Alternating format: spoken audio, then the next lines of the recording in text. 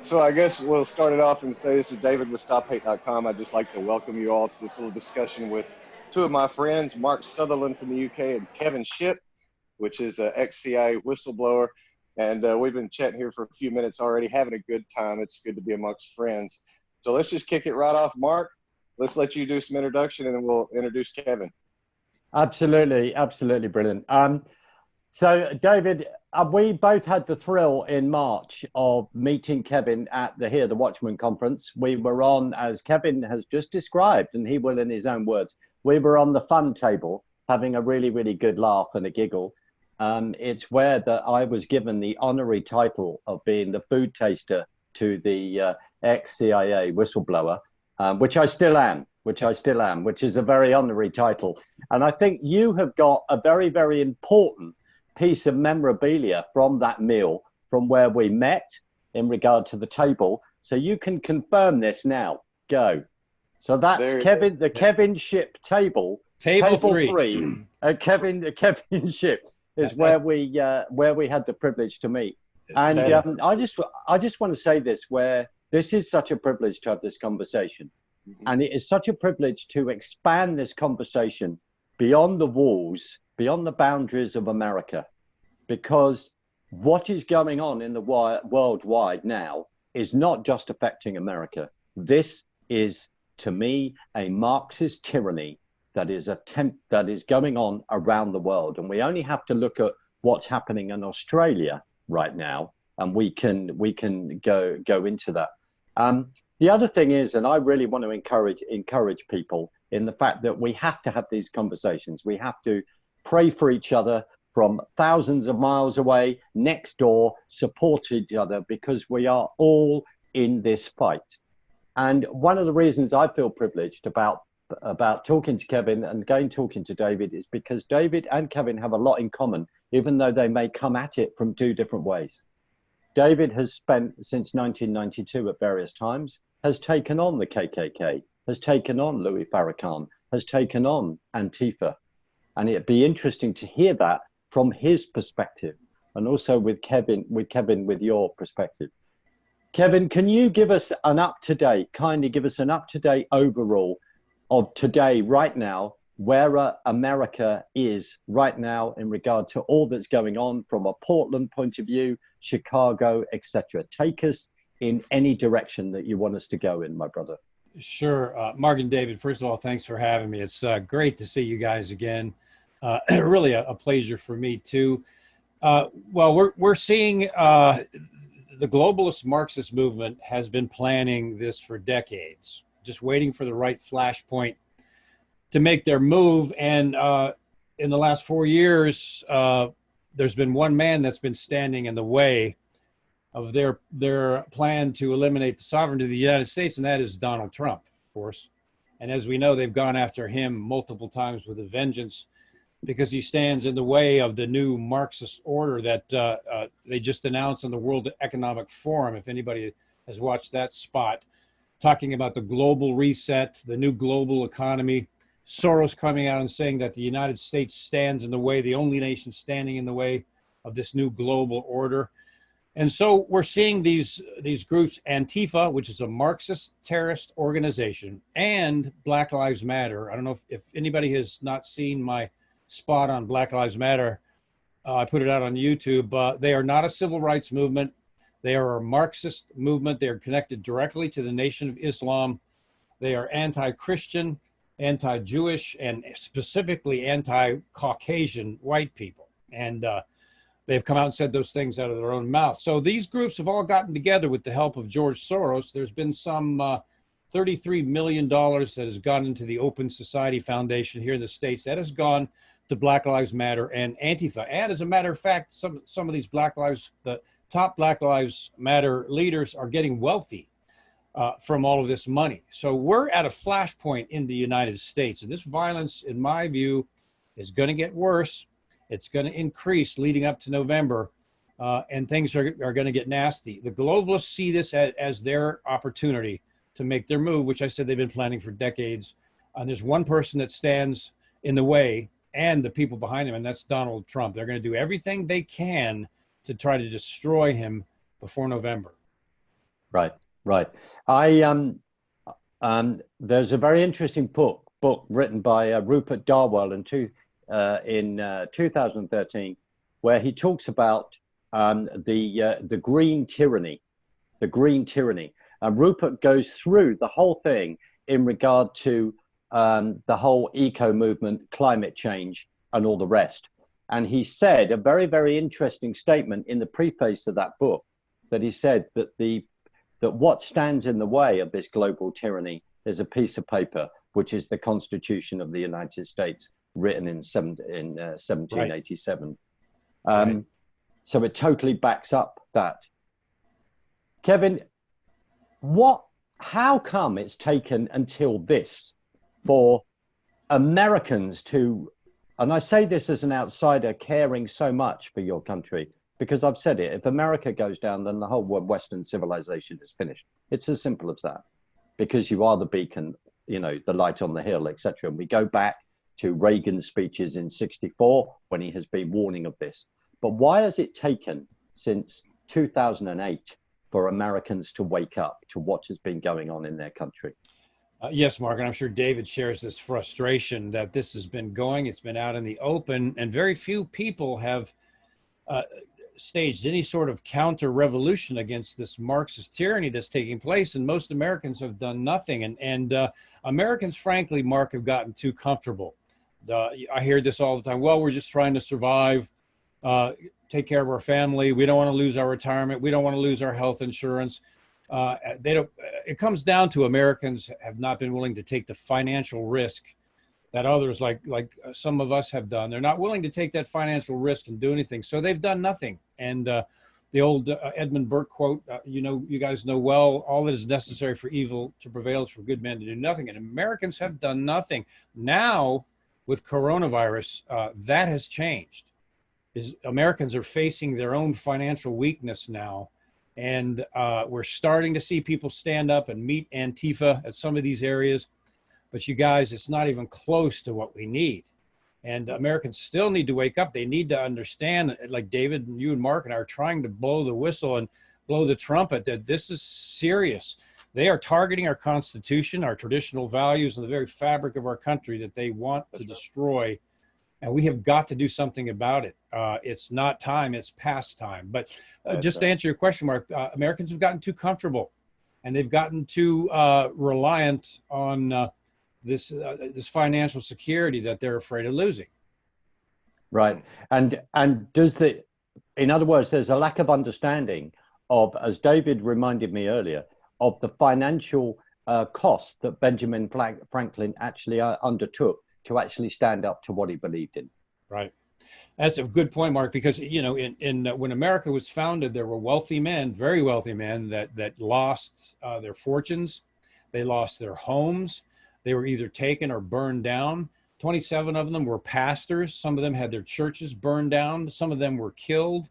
And because of that courage and the willingness to experience loss, we have the freedom we have today. If Americans don't do that same kind of thing and have that same kind of courage now, we're going to lose our country. That's right. Exactly. And, it reminds me of that movie, The Untouchables.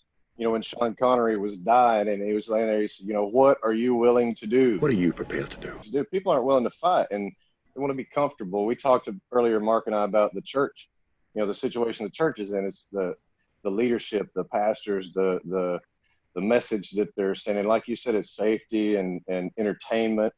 And, the church is, in my opinion, responsible for a large part of this just from inaction. We've had opportunities through the freedom that we have to vote better and do better and be better. And we've chosen to let Caesar have what's Caesar's and not get involved. And now it's like you said, it's beyond the point of being too late. And it's really a question of, is there still time? That's what we try to stress to people. And, we've all modified our messages to be more inclusive toward our faith, and it's one thing to be political, and it's one thing to worry about the direction of our country, but it's another to worry about the direction of your soul and your salvation. And I think that's really come to the forefront as to what's important and where our priorities have been we always go back to the three M's: the music, the movies, and the media, and that's where we get all our information, who we are, how we are, and what we'll be, and that's the poison. And we've all been taking it. We've all drank the Kool-Aid, no matter what side we're on. And now we sit in our echo chambers and we talk about how bad it is and what all the problems are, and nobody has solutions. Like you said, we need leadership and we need organization. You know, that's what I hear from Exactly. Mark a lot about. Reading these comments under these posts are way more interesting than the post usually.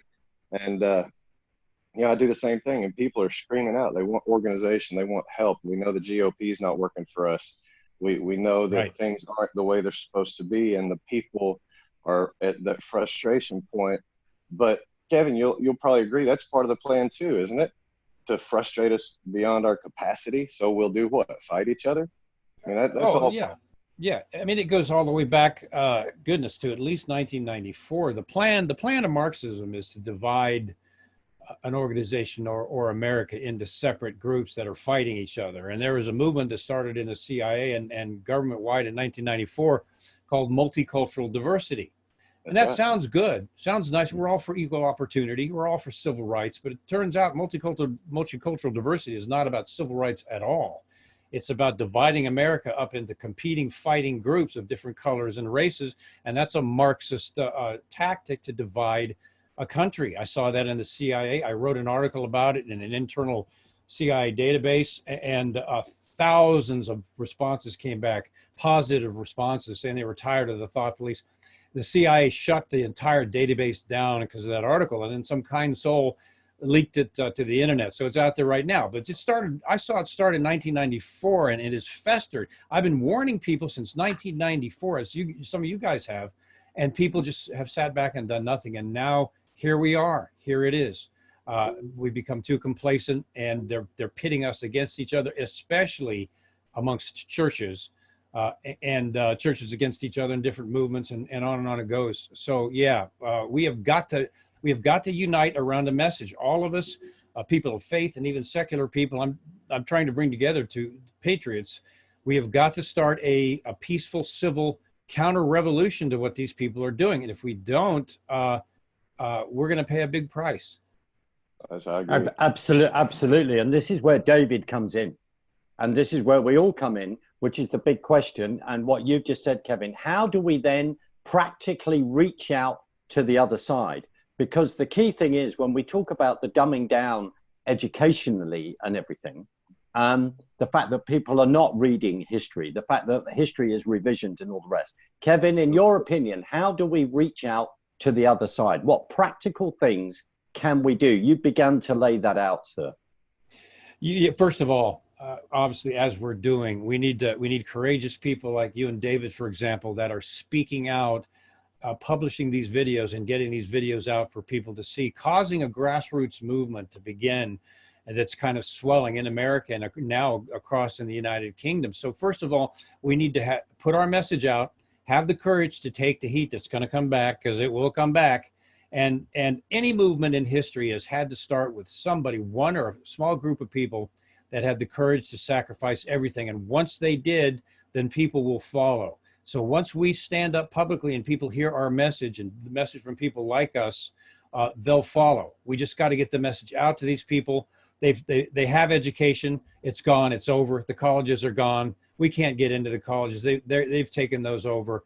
We've got to do it through a grassroots movement of speaking, talking, and getting the message out. And then in my humble opinion, when these Marxist protesters show up at a police precinct, we need to be there, standing, protecting the police precinct.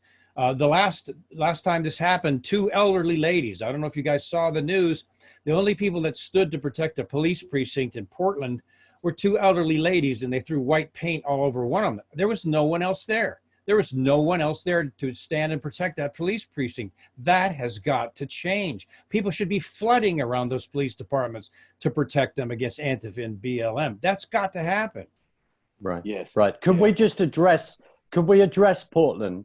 Do you mind addressing the article that Mike Adams had on Natural News? I know you did an interview with it, Mike, in regard to Antifa and the accusation there of actual physical arms guns going to Antifa in that situation. Could you address that, Kevin? Well, yes, there's a Department of Homeland Security report that's out there on the internet, official report, that they caught a large shipment from China of automatic AR-15 parts that you can put together to make a gun. A whole ship of those coming into a port in the United States for some unknown group.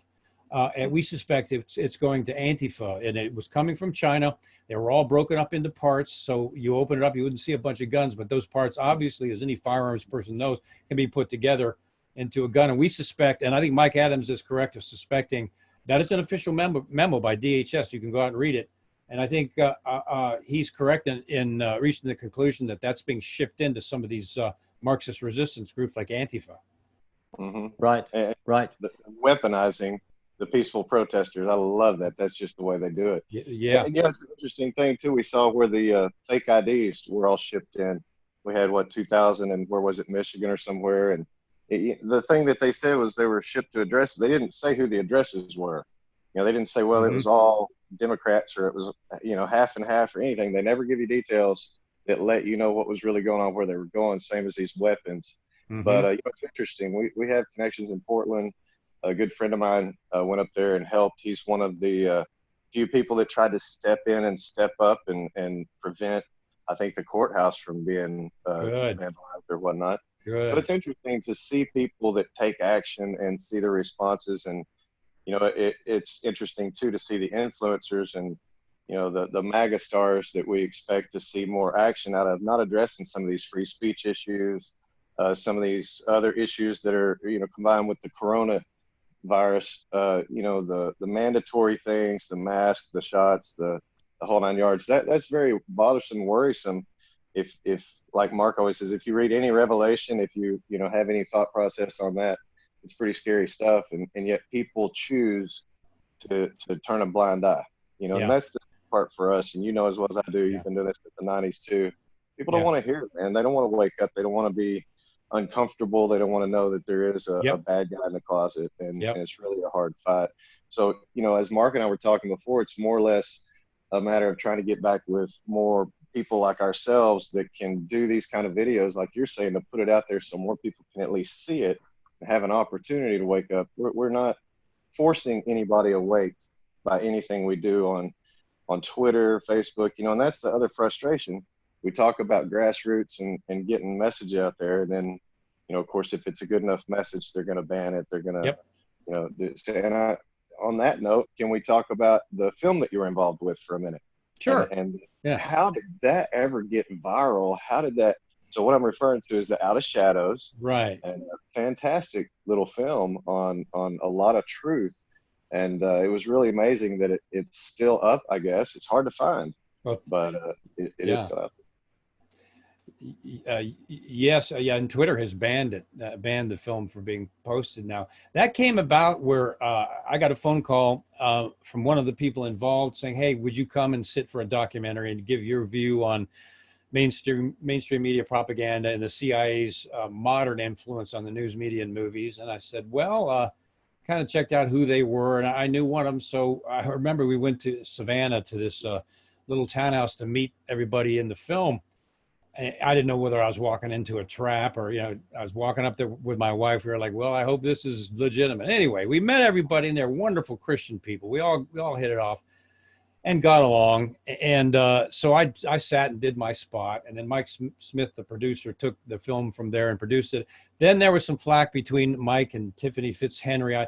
I with some other guy, I don't know who he is, but that became a mess. And so some people jumped all over that and tried to attack Mike. Anyway, Mike produced the film himself, did a superb job in my view.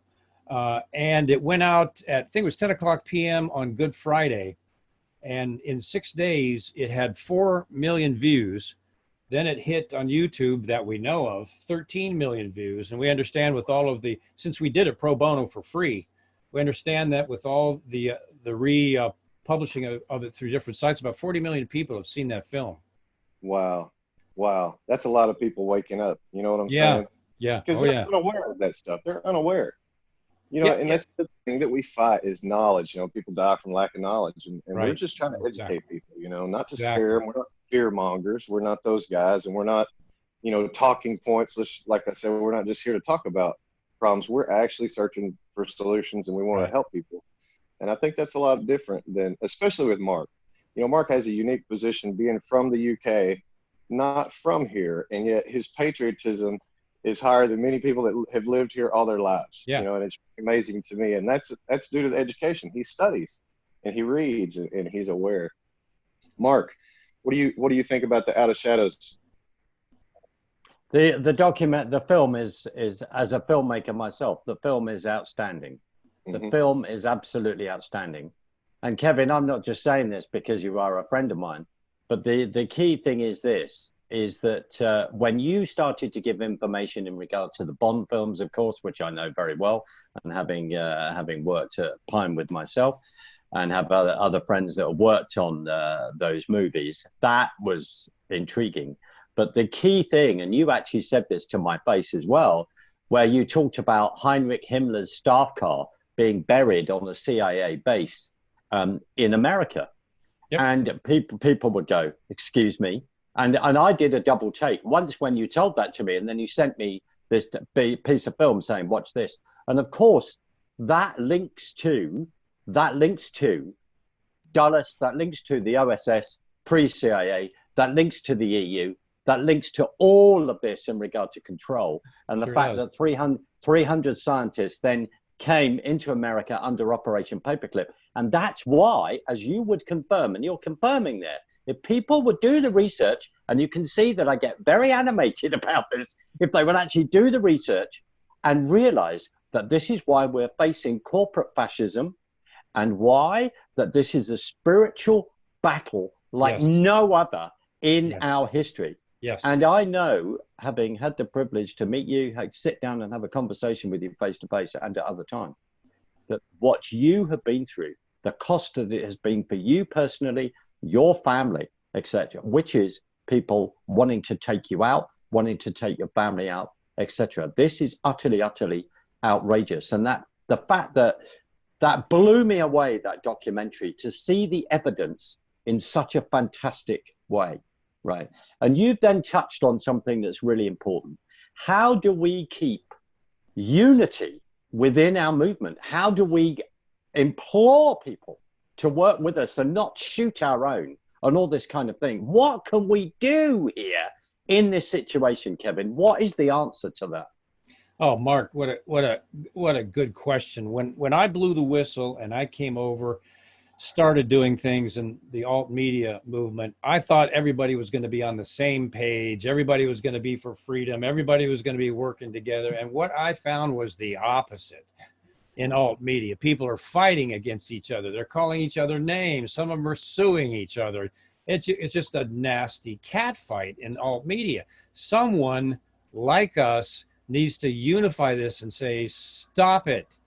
There are at least 3 of us here that are unified on the same message. Come and join us. There's not going to be any fighting. There's not going to be any backstabbing. We're working together as a team. Come and join us. Yes, please. I'll give you another example, a good example of that, Kevin, and then I want to ask another question. So if you then take the film Plandemic and you take Judy Mikovits in Plandemic, the fact that you've had this incredible doctor, Judy Mikovits, who has worked with Fauci, etc., been extremely, absolutely annihilated by Fauci in what she went through. And then the criticism of her, just because she participated in a film where the director or producer of this film happens to have a New Age point of view. It wasn't about a Bible study. It was about having a discussion about vaccines, etc., Kevin. This is where we're at to me. The embarrassing thing over here in the UK is that one of the biggest voices in regard to explaining what's going on is someone who comes from a spiritualist point of view, a New Age point of view, which is David Icke. He gets 99% of things right, but of course he gets the biggest huge thing wrong, which is Jesus. Then he's attacking Israel. Then at times I'm not happy with it seems, anti-Semitic remarks. I'm But so glad you brought that up. Yeah. Yeah. and there he is, right? And there someone else is getting attacked because they have him on their channel. Let's just say it. Celeste has him on their channel, and people will attack her because they've got this new age person on there. Now, let's just go there. The fact that she, in that interview with L.A. Marzulli, absolutely took all our breath away when she revealed the Economic Forum 2020 and revealed that website. Do you remember that? No, I don't. I do not. No, I did not see that. Yeah, but she did that. Now, I want to join something up here just briefly to say about what's happened in the UK. You mentioned Klaus Schwab from the Economic Forum 2020. The only thing he's missing is a white cat and saying, "You're going to die, Mr. Bond." He is an absolutely appalling person, and he is a villain. Now, our health secretary, Matt Hancock, in October 2017, put on a government website over here, praising his friend Klaus Schwab, praising the fourth industrial revolution, praising a book that he's written, which I understand is a quarter of Marxism. And when I read the book, I will confirm that. So if anyone wants to chuck exercises that I haven't read it yet, I'll throw that out. But I took a breath a few days ago when I found this out. I took a breath when I discovered that someone on the Scientific Advisory Group of Emergencies to my government, Susan Mickey, is a member of the British Communist Party. And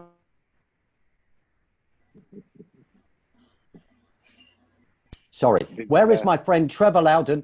I need a book called The Enemies Within the UK Political Party. Yeah. Kevin, you cannot make any of this up. You cannot make the fact that Boris Johnson is chairing a Gavi group. There are links with GSK. There's links with AstraZeneca. Our government are giving money to these people. And everyone over here, the churches, the mainstream churches walked off the pitch, shut down.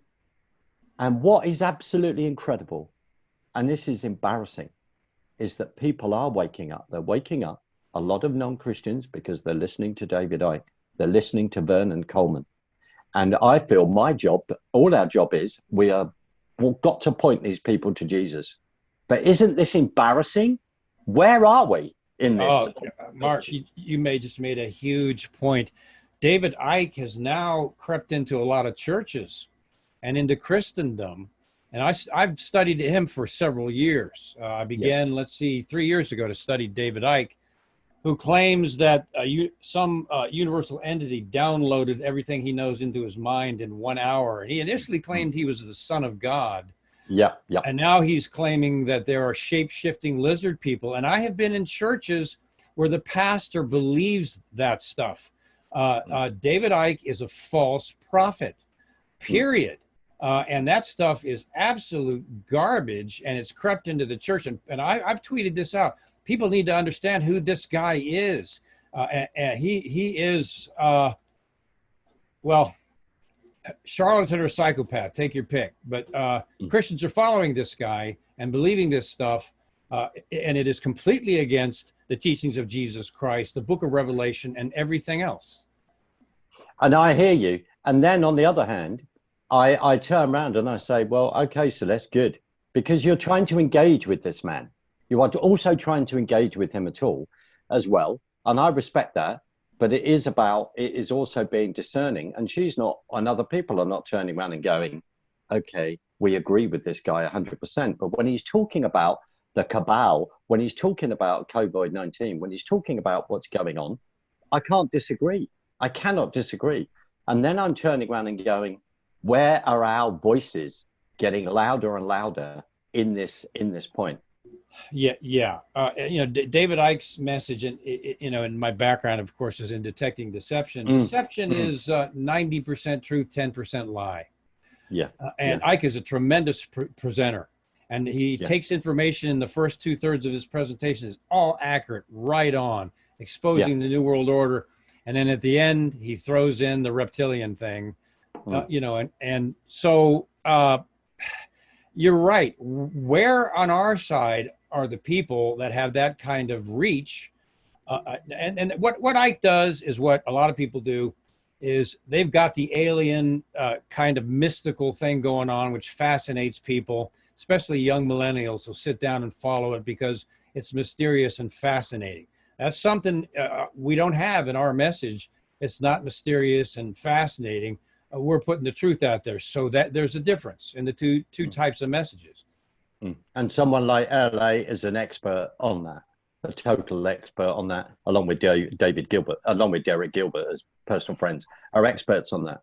Kevin, can you address the big subject, the big thing that everyone wants to know, which is QAnon? And I have heard you speak about this. You and I have personally said this, and I just want to know what you think. You know, you have publicly said, and you've said that to me, which is anything that is good to encourage patriots, I support. You know, I don't want to put words in your mouth, but I really want to hear what you think in regard to the QAnon movement. Yeah, sure. Be glad to. I'm asked this question and have been all the time in some of the speeches and talks I give, and my answer has been the same every time. And QAnon people are some of the finest patriots I've ever met and that have come to my seminars. And I said many times regarding Q, I'm on the fence. You got to remember, I come from a counterintelligence espionage background, and I've seen a lot of real complex cases. So I would say I'm on the fence regarding Q. So just recently, 3 weeks ago on USA Watchdog with Greg Hunter, I don't know if anybody watches that. They really should. Yes. He's a brother and former CNN, Good Morning America. I mean, he's a real journalist. So Greg and I did a spot, and he said, let's talk about Q. I'm sure. Okay, fine. There's a couple issues that I have. The Q movement itself is like any other movement. You've got fringes, and you've got people who are worship it like an oracle. And then you have other people that are just doing research as patriots. What bothers me, I guess, as a former intelligence officer, is there have been some pretty significant errors in Q's predictions. The arrest of Hillary Clinton and the pedophiles never happened. That the Mueller report, Robert Mueller was actually working with Trump secretly, and it turns out that obviously there was exact opposite. And what Greg and I discussed was there's been some significant errors, and this is just an objective discussion, and the fact that this figure Q hides in secret. And when someone, having come from that background, when someone hides in secret and doesn't reveal their identity and their credentials, I have a really bad gut feeling about that. Now, so we had that interview. It was good. It was lighthearted. We just pretty much what we said. And let me tell you guys, the firestorm of attacks I got after that interview, hundreds of nasty comments on my Twitter page, and Greg as well. So I started looking into the movement itself, and I have to tell you guys, I'll tell you what I honestly believe. I think it's gone too far, and I think people are following this Q like it's an oracle, and everything that is dropped is true and going to happen, and they're following it like almost like a religion. And you cross that, and you get some nasty attacks. So and I'm just telling you guys what I see. I've got some real concerns about that. And there's a lot of good, patriotic, God-fearing people out there that have been following Q, and I accept that. But the Q issue itself, the fact that it has risen to the point of an oracle, that people are following more than they are in the case of Christians, Jesus and the teachings of Revelation, I think it's gotten out of hand. Well, I think you're spot on there, Kevin. I heard another friend the other day say that he caught himself reading more Q drops than he was reading the Bible. Sure. And really, I think that's really the balance that we're all talking about, you know, and anything to excess is bad. And then when it comes back to it, it's who do you find your faith in? Is it in God, or is it in the government? Right. Is it in God, or is it in Q? Is it in God, or is it in Trump? You know, because anybody can. So, you know, on that side, you can see why the Democrats say, you know, Trump is your God. You know, Trump is, you know, y'all worship God. And I see that on both sides. It's so comical to see how each side reacts. But, you know, it's the same thing that we started this during the Stop Hate during the LA riots. And we saw that every single thing that could be politicized since then has been. You know, and it's like you said in 1994 with the multicultural diversity, it's the same thing, all this teaching tolerance and and all these things have been to subvert the way we think, and really not on a Christian basis. And we thought, well, we can't, the separation of church and state and all these different things. And we hear, we can't be, but the state can tell the church that we can't go to church. Right. See, I would agree with that. So there's this whole hypocrisy going, but right. What would be wrong if that was our protest, is to go to our church building? Now we'll go ahead and have church while we're there, but the protest is to go. They can't stop that, because that's our right to protest. And yet people don't think, well, let's just protest. We'll go to the property, and while we're there, we'll break out and have a little church, and that'll be fine. But right, we don't think outside the box, and that's part of the thing. We miss some of these people that were before us that fought, that have died. People like Andrew Breitbart that had great ideas on how to fight the media complex and how to put points on the board. And, I tried to stay neutral for a long time, in the respect that I wanted both sides to come together, but nobody trusts you if you don't pick a side. And it's really sad to see that that's where we've come. But it really, people, if you don't come right out and say that this is what I do or don't, then there is no gray area for them. And that's what we're trying to show, that, I have, liberal friends, Democrat friends, that we still have conversations. They're not always so civil, but we try to maintain, our good attitudes toward each other. We don't want to make enemies out of each other, but we're really interested to find out what makes the other one think the way they do. And the misinformation that we all get from being trapped on our own sides is amazing. And people don't understand that there's as much trouble with that as there is trying to reach the other. So it's really frustrating to be in a position like you're in to see it. Kevin, I want to ask you a question. I want to point something out. Greg Hunter's show is superb. Please give him my regards, because it's an excellent show. I will. But look at the vitriol that you got, where David's just said we want to try and reach out to the other side. How can we do that when we're shooting and being disgustingly and absolutely appalling to our own side? Yeah. And you are right. You are right, because you called out. If people are making it a god, you called it out. You absolutely called it out. What's the old saying? It's a dirty job, but somebody's got to do it. I could have stayed quiet and double-sided, and everything would have been fine. But I can't do that. I'm a fact man. I'm a truth man. That's a commitment I made to myself, and it's a commitment I made to God and my faith. I have to say what I think the truth is, and I learned that when I stood up against the CIA. Trust me, and prepare myself for the blowback. So my statements on Q are based on the evidence and the facts that I've seen. And the nasty vitriol that came back is an indication something's wrong. That we should question Q like we question everything, for credibility, for facts. If we don't, it's foolish. And if we don't, that's how people get led into cults and led astray and led off on crazy political movements. If we're afraid to question Q, or we get huge attacks by questioning Q, something's really wrong. That's right. It's the same with that we shouldn't be afraid to also try to question the Trump administration. Right. That's right. Yeah. We shouldn't be afraid to do that. So that's right. When you then rewrite NAFTA and GAFTA, and you come up with the new Canadian, Mexican, American deal that you could argue is so thick that actually it looks as though it's NAFTA and GAFTA again on steroids, right? And the friends at the New American and the John Birch Society have been banging, like Alex Newman, for instance, has been banging on about that as well. So there's no harm in questioning any of that, because we just want it to be right. And you quickly going back to David Icke, you raise a brilliant point. If people are not, it's about discerning. I've got no problem with talking to any of these people, but it's about discerning. And when I saw President Trump in Cincinnati last year, a lady had a fantastic T-shirt on.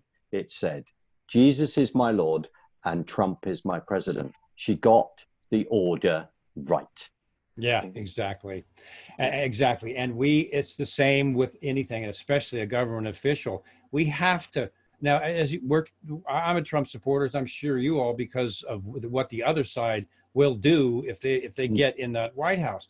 But we have to question Trump. We have Mhm. to hold Trump accountable for the things he says and the things he does, like we would any other government official. That is a government by the people. That is how it works. The people question government. The people question even the government officials they like. They question them. They hold them accountable. That's how a republic and a democracy works. When we can no longer question government officials or other entities, we're leaning towards tyranny. Yes. Right. So Right. And do you? feet Sorry, first in- David. Go. I was going to say we're feet first in tyranny right now because Yeah.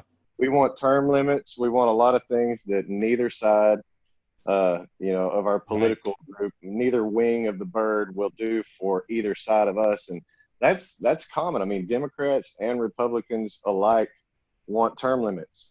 And that's proof that they don't work for us. I mean, that's the whole deal. And that's what we're really trying to come to grips with. How do we as a people go and take back the Senate or go and take back the House? Is it physically? Is it, because there has to be a point, and where is the line when you say that it's tyranny or not? As long as they're in control, we're in a bad spot. Once we get in control, you see what I'm saying? But up to that point, we're trying to it's just a mess. How do you fix that? Right. I mean, why aren't we marching by the tens of thousands on Washington? Because we're out there. There's millions of us out there that feel exactly the way the three of us are saying. Why aren't we marching in those numbers on Washington? What the other side is doing all of this, and our side is doing nothing. Why aren't we marching and demanding Congress change? There's your word right there, demanding. We did a couple of rallies. I have some friends that started a demand free speech campaign, and we did a rally in San Francisco. We did a rally in DC. They did another one in Florida. There've been several, but you would think that people would flock to that. You'd think we would have thousands and thousands of people, but man, you're lucky to get a couple of hundred people show up. Kevin, it's sickening. It's very sad. Now, David, David, can I just make a point about those rallies to people, which is that is out of your own pocket. Well, You're not getting sponsorship for that. That's why you go and do. That's why you go and do a real job, right? Yeah, this is the whole point. I'm seriously. This has to be said. You're doing that out of your own pocket. Someone's not coming along and going, "Oh, here we go. Here's a few $100,000. Go and do a free speech rally." When you get criticism, like we had the other day, just because there's a few T-shirts on the StopHate.com website to say, "Well, could you support us by buying these?" What is it going to take? When you've got 55% of American businesses, private businesses that are being shut down, are not ever going to recover, according to certain stats. Yeah. What is it going to take here? Because as you have said, it seems that the Democrats, they don't care. They just want to, they would burn down the equivalent of the Reichstag in their eyes, which is the White House. Yep. They don't care. What is this going to actually take when we know that in regard to this virus, that it is fear itself that is stopping people coming on the streets? What is it going to take? That's right. And one thing that you've got, Mark, is a brilliant perspective, because you're looking at this from the outside. And you have a view that others of us don't have. And I think it's probably a lot clearer, too, than a lot of us. But I'll tell you guys, we're in a perfect storm of crises that's coming to a head. And that is COVID and the shutting down and loss of businesses, the massive unemployment. And on top of that, with the Federal Reserve and the economy and our debt, we're heading eventually for a financial collapse in this country. On top of that, a devaluing of the dollar. It's all coming at the same time. That's why this is a globalist dream. All these crises are happening to America at once, and that's why they're moving. But just to make my point, we're heading into some very, very dangerous territory here in the United States on several fronts, and our own economy is one of them. So what's it going to take? Businesses are closing. People are losing their jobs. They're losing their retirements. They're losing their 401ks. One guy lost $300,000 virtually overnight.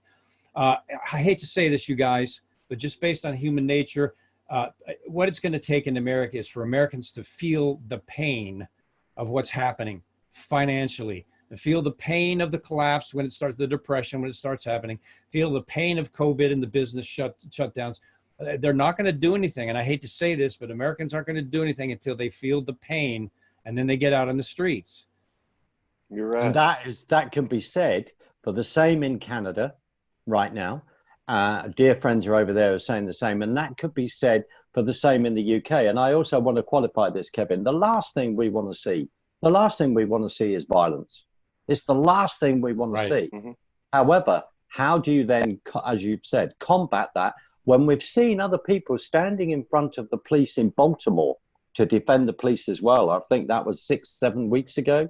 That meme came up as well, which was deeply profound and extremely moving. We have had 16 small protests yesterday, around about this time within the UK, quite a big one up in Liverpool, where a 21-year-old girl spoke passionately, and it was absolutely brilliant. But they're very, very small because people have bought into the lie of this COVID-19. How do we get Americans away from CNN? Oh, and over here, away, well, people are retracting from the BBC. I don't know if you know this, but the BBC is funded by the taxpayer. If you have to have a television, you have to pay the BBC the equivalent of like $200 a year. I mean, you cannot believe the crap that comes out of there. So how do we get, as you've said, it's going to be pain, isn't it? It's going to be, and I don't want that pain. How do we get them away? That's the only answer then, through the pain. Through the pain and through things that get the public's attention.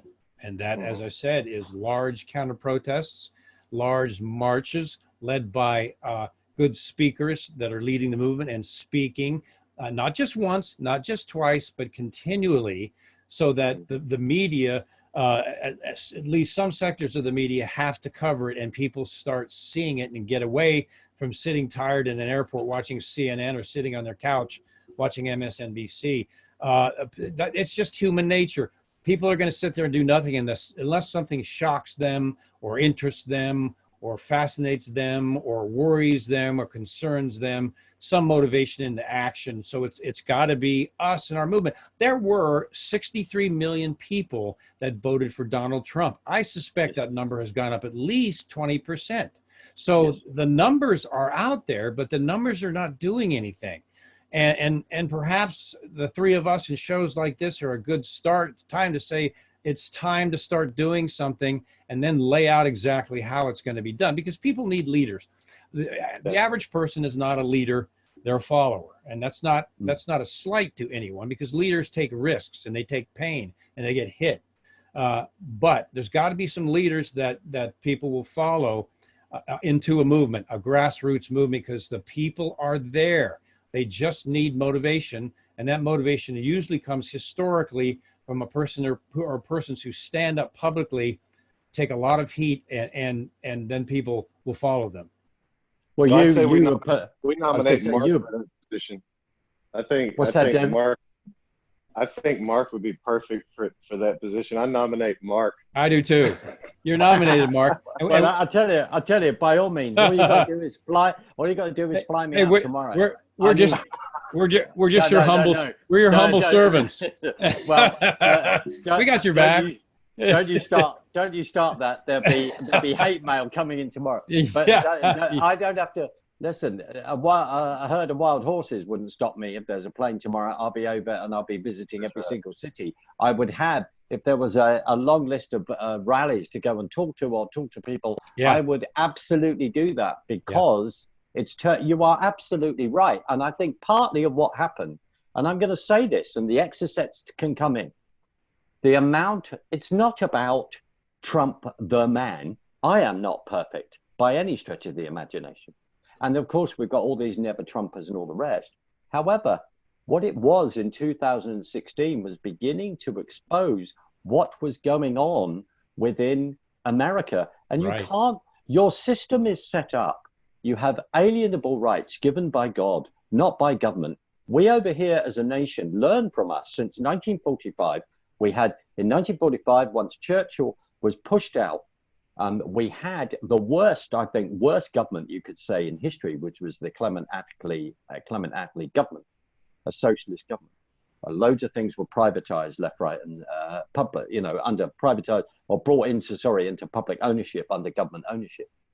Learn from us. You are the free market capitalist system is the best system that has taken more people out of poverty than any other system. Of course, there's faults, but the faults come down to the individuals who are earning that money and running the companies. And if they actually look after their workers with respect, basically, actually follow some scriptural principles, then the Marxists have nothing to criticize anyone for except its utter jealousy.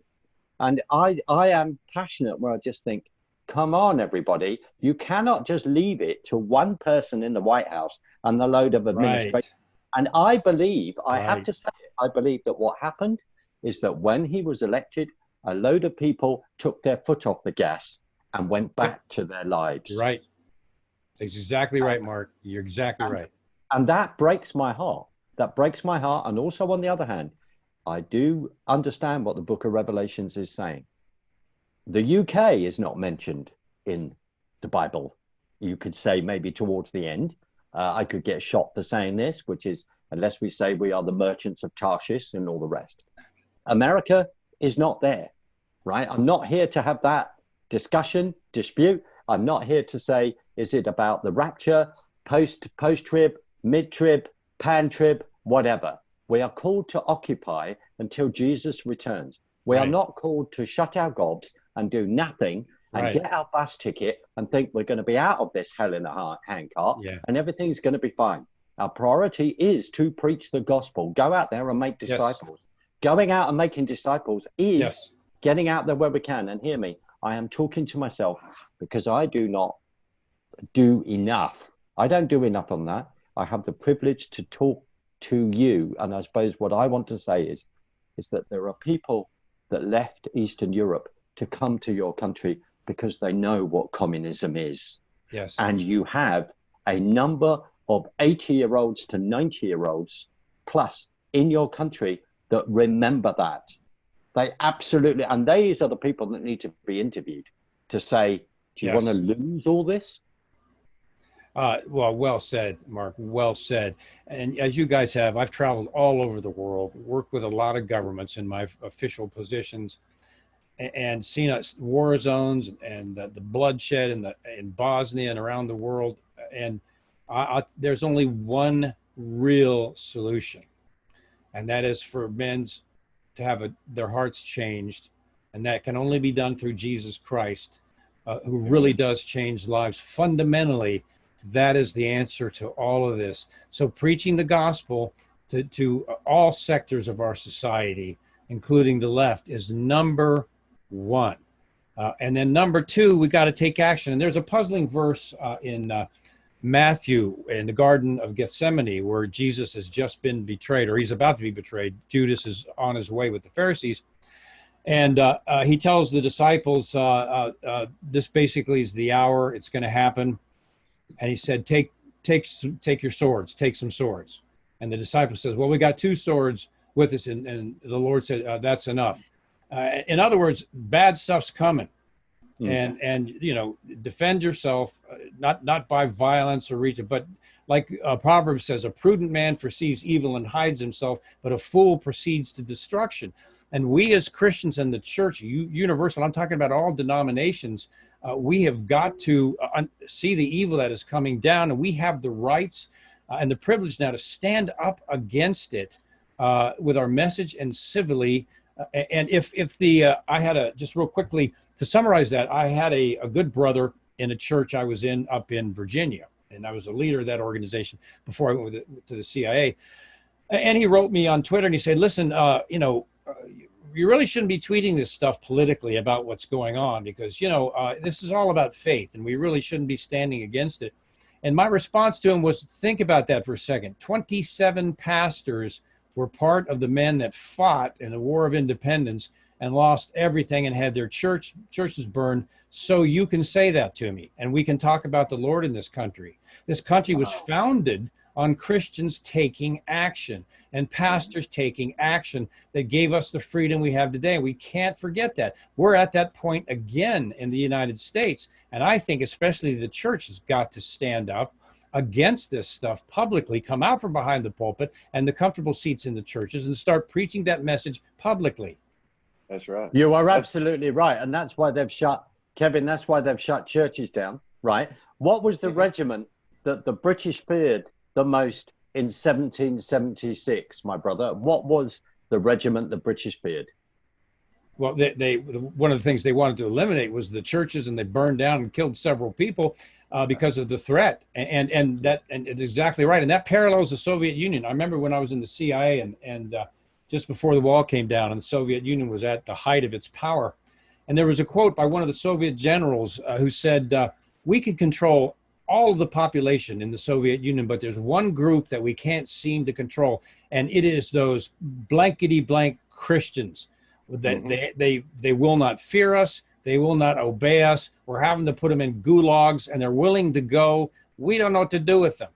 So that's what causes a great movement in any country, including this one, is when the Christians come out, take the risk, preach the gospel, preach against this Marxism, preach against the Nation of Islam and its particular brand of racism and anti-white people, murderous doc, preach against it and stand against it, and then offer the real alternative, and that's a change of heart, because fundamentally everybody around the world want peace in their heart and peace of mind, and there's one place where they can find that, and that's in Jesus Christ. And so we have to present that also.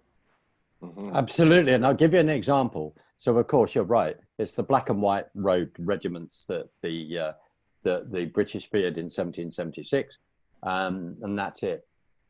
But over here, so the Church of England church has been shut down. You know, the Archbishop of Canterbury thought that was a sensible thing to do. He said, oh, it was only advisory.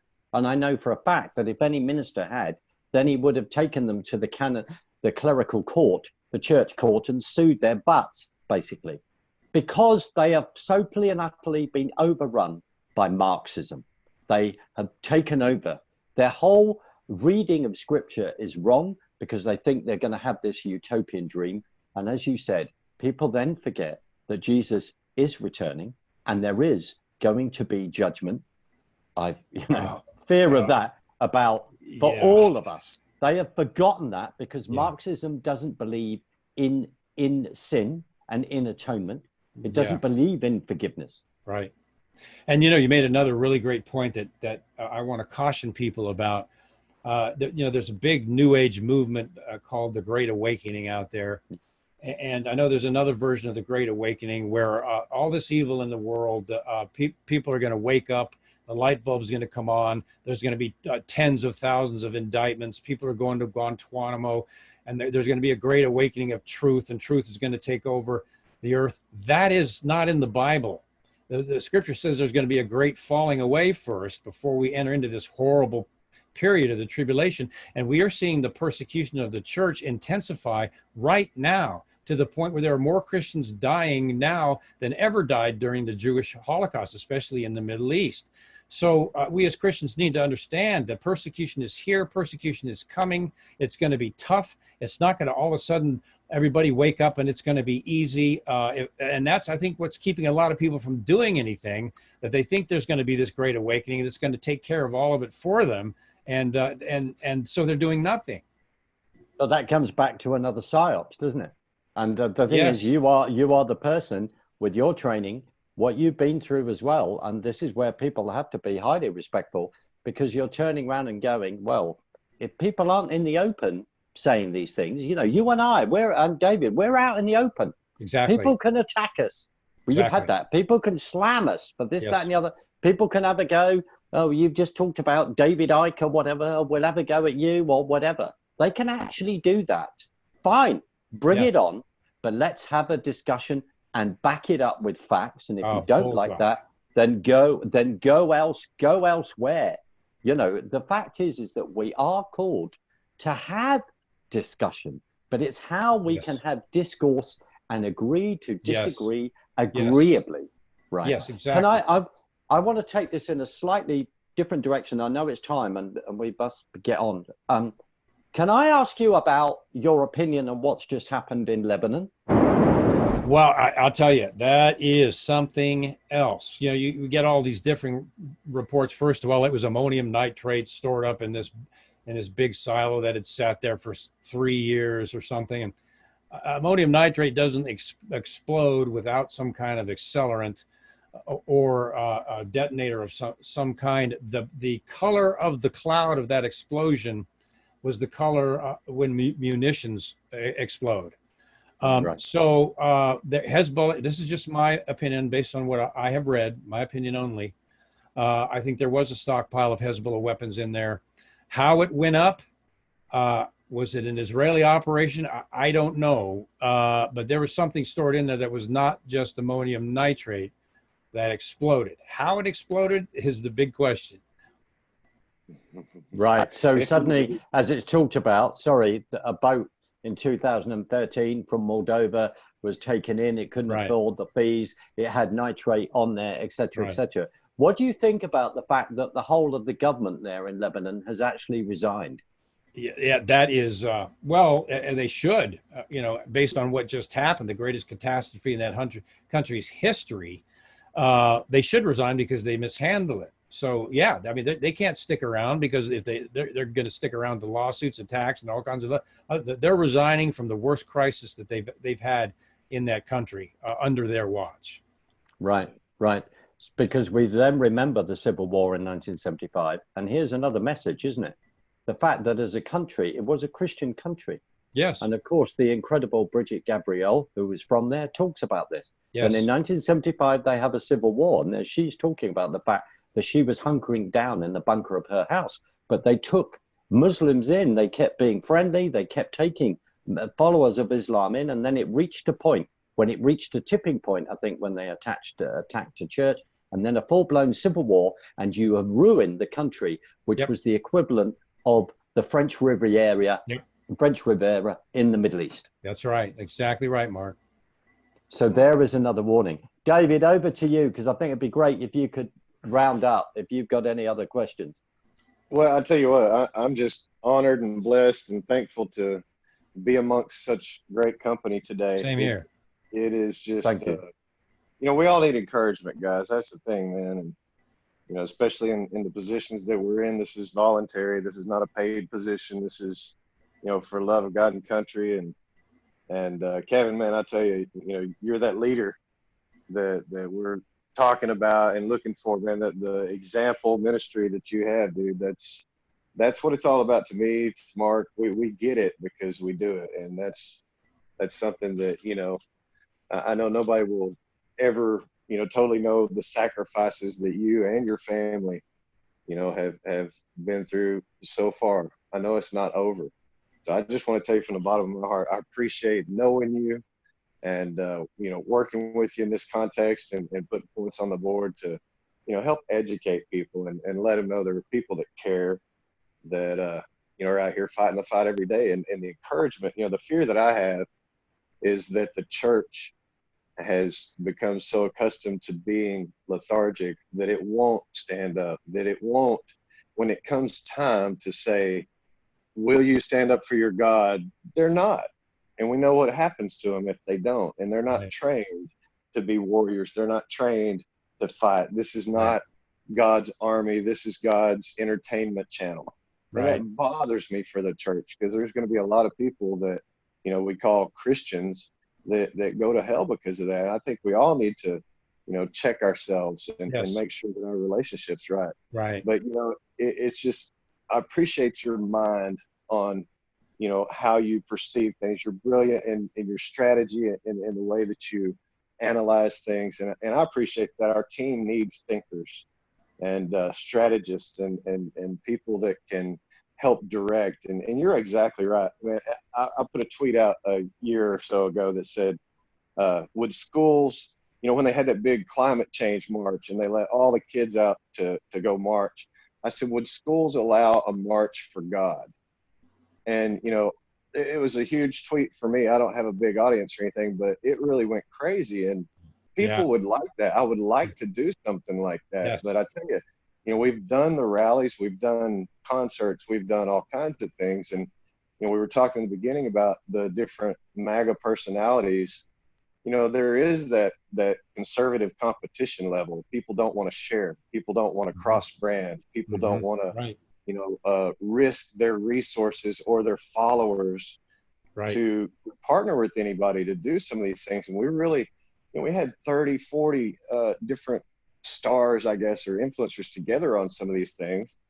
But there's not a whole lot of, reciprocation. We're providing a platform for them to come and do their thing, and then they forget who you are. And it's really sad because, all we've tried to do this whole time is build a bigger team and get more information out there and reach more people and show the good. And, it seems like we're reduced to our heroes being comedians, the ones that are the fastest response. That's who everybody follows. They're not telling you what to do or where to go, but they're funny. So once again, we're entertained, and that worries me because this is the time when we need to be educating our troops, training our troops, and hitting the street. I mean, BLM and they're militarizing. Yeah. They're weaponizing. And we're sitting here thinking, Trump will take care of it, just like the preacher will take care of it. We just have to show up at church and sing along. Trump will take care of it. And this is so wrong. So, man, I appreciate your time coming here to help spread the message of action. And I think that's the most important thing we can tell people is just to get motivated, get active, or we're not going to have this after November. And I think it's time now. That's David. I think it'd be really good if we close in prayer. Man, I was going to ask you to lead us. Let's do that. And I just want to say this not because it's being funny, but Kevin, more food parcels are coming in, my brother. Oh, finally, outstanding. As I say, if you hear that, if you hear the F-14, buzzing, then it's got nothing to do. That is just doing a reconnaissance, ready to. You are the man. Finally, to come in. But I just want to say that, and I'll just say it's an absolute honor and a privilege to be able to have this discussion. Is really, really important, and to get that out there. David, when you refer to comedians, I mean, I totally hear that. But as much as maybe his language was appalling at times, I'm a huge fan of George Carlin, because there seems to times that through humor he actually said it right, which is that there is a big club, but you're not in it. But the fact is that we are in the club of Jesus. Yeah. And I'm not belittling that, and you're the priority. So shall I end in prayer, David? Is that all right? Yeah, and Mark, before we do that, definitely, I just like to say, I mean, you guys are heroes. You really are. And I'm not doing many interviews lately, but let's keep this up. Let's keep doing this, the three of us. And let's please do that, Kevin. I appreciate that a lot, brother. I'm down to do this every week if y'all could do something like that and just have positive conversation. People need positive stuff. We could build a team and keep this message going. And I'm with you 100%. Please, Kevin, thank you, because I'm genuinely honored to hear you say that, because I have been privileged to hear you say about you being, doing the 24-step recovery program for CIA whistleblowers. We joke about that on the one hand, but actually no, because to me, with what you've been through, that's the real deal. So thank you. So shall we? Yeah. We got to keep the gold table. We got table 3. So Kevin, thank you very much. Thank you, guys. You're absolutely right. I want to do this. We need to expand that. It's how, listen, 1.3 million people went on the streets of Berlin. It wasn't reported on the mainstream news, right? We have then got, of course, mutual friends like Coach Doublemeyer that will go outside abortion clinics, actually do some pretty amazing things. Then we have that incredible black woman, Erin, who goes onto the BLM, right in the pavement outside Trump Tower. She gets arrested. Amazing woman. And absolutely. And the other thing as well, we have to say, and I don't like the hyphenated, but there are so many black Americans who are conservative, who are patriots, who are Christians, and who do not want this one iota. And when we see incredible people like Larry Elder make that documentary Uncle Tom, when we listen to people like Jesse Lee Peterson, Candace Owen, etc., Walter Matthews, Thomas Sewell, all of these people, and they are people that need to be honored in the right sense. And when Jesse is writing a book in 2003 called Scam, where he's exposing Jesse Jackson and he's exposing Al Sharpton, it's information. But sorry, I'll shut up. But let's pray. Yes. Let's pray now. That'd be amazing. Right. Yeah. Father, I just want to thank you for the incredible honor it is for all of us to have a conversation in 3 parts of your amazing world, and the fact that we discuss this. And I just want to say now, if I or we have said anything that is not of you, then we just ask that you would take that from people's ears. We do not want to cause offense, but we also want to carefully, gently take a size 10 boot to people's backsides to say, you have to do something. We have to talk about this. Yes. And Father, I just want to bring Kevin to you. I thank you for him. I thank you for all that he's been through, his family. I thank you for who he is and his knowledge of you and his bravery. And Father, I ask that you will protect him, bless him, protect his wife and his children. I pray that, and continue to give him discernment in what to do and how to serve you. And Father, out of this, can we see people come together to unite even more? It's not about me. It's not about Kevin. It's not about David. It's about you. What can we do? Because there are people stepping up. And I thank you again, people like Coach Dave doing what they do. We have incredible friends like Jamie Wilden who address this in a militaristic way. Ephesians 6 talks about the fact that we're fighting against flesh and blood. We're not fighting against flesh and blood, but principalities and powers. And we have to be with our armor on, and we have to be in our battle formation. And this is uncomfortable for a load of Christians. It is uncomfortable because it's not how they're taught. Because what's coming down the pike, as they say, this is not comfortable. This is not going to get any easier. But we have our faith in you. And Father, I don't want this to be a talking shop. I do not want this to be a talking shop within our own bubble. How can we reach people, as David has said, how can we reach the other side? How can you use us to do that, to rescue people? Because we do know that the Democratic Party that is now is not the Democrats of the JFK era. It is not that at all. We are looking at full-blown communism within Canada,